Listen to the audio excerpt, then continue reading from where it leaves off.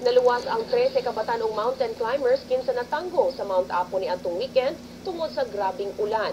Si Ben Tesorna sa detalye. Ben?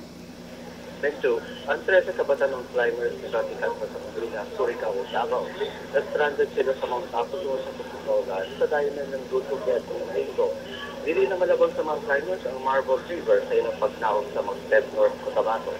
Matod sa Civil Military Operations Officer sa 57th IA, Lieutenant Che Estema, ang mga hikers nagsugod pagtungan sa Mount Apo niya noong October 4 o makabalik na ang Aquilina at Domingo, diyan wala kini makabalik og check-in sa Tourism Office sa mga adlaw. Ilutad gilayon ng search and rescue operation pagkahapon. Matod di sa mga alas 2 pagkahapon sa hapon na rescue ang mga mountaineers na ginagkuban sa 7 ka babae o 10 ka lalaki.